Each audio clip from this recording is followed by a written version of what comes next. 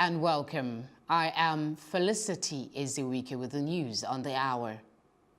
Senate urges presidency to declare Abiola ex-president as reactions continue to roll in over the declaration of June 12 as Nigeria's Democracy Day. The Senate has urged President Muhammadu Buhari to also declare the late Mashood Abiola and his running mate Babagana Kangibe ex-president and ex-vice president respectively. The Senate also resolved that the Independent National Electoral Commission (INEC) should declare the results of the 1993 election. Although the House seems to back the June 12 declaration, it however resolved that May 29 should remain the official inauguration day for elected public officers. Also pushed forward was for the approval of all entitlements for Abiola and his vice due to their office. Recall that Buhari had on Wednesday shocked Nigerians by announcing that Nigeria's Democracy Day would now be marked on June 12 in honor of MKO Abiola, who he also granted a posthumous honor of the GCFR award. The Senate has removed a controversial clause that seeks to reshuffle the order of elections and passed the Independent National Electoral Commissions Act Amendment Bill. Deputy Senate President Ike Ekweremadu, while adopting the report of the Senate Committee on INEC, urged lawmakers not to call for alterations to the bill, as that would require the process to be reversed. The passage of the bill comes after the House of Representatives earlier passed an edited version, which sparked the initial controversy that put the Senate at loggerheads. The controversy caused the president to withhold assent over the reordering of the general elections and divided the majority All Progressive Congress caucus. And on the foreign scene, the UN Security Council has expressed serious concerns on the threat posed by the Islamic extremist group Al-Shabaab. It further warned that there are enormous internal and external pressures undermining Somalia's political unity.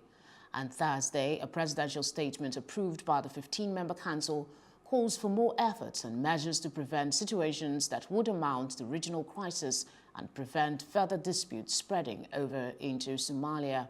The statement calls for stability and continued support of the country's institutions and federal system. There are growing concerns still over plans to hand over the country's security to Somalia's military as soon as the 21,000-strong African Union force withdraws in 2020.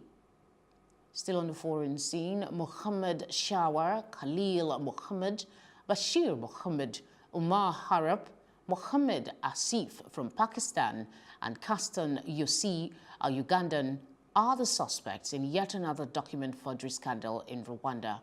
The 6 persons ran out of luck when police detained them at the outskirts of Rwanda and requested to go through their travel documents.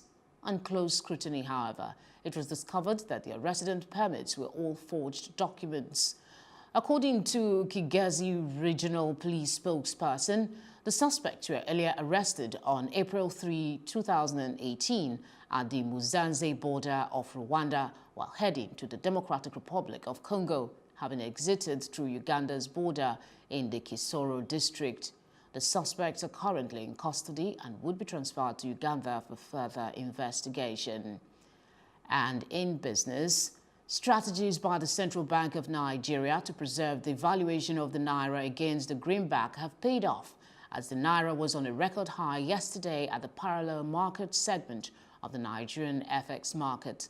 The naira appreciated by 0.02% at 305 naira and 95 kobo per dollar from its initial rate of 306 naira per dollar in the interbank segment of the FX market. Although a relatively minute percentage growth, it is a step in the right direction.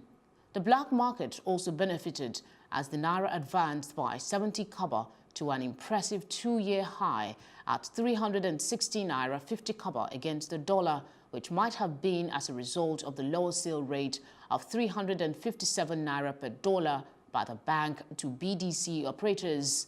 However, on the investment and exports window, there was a 0.05% depreciation at 360 naira 95 kobo per dollar. And that concludes the news update at this hour. My name is Felicity Eziwike. Do have a wonderful day.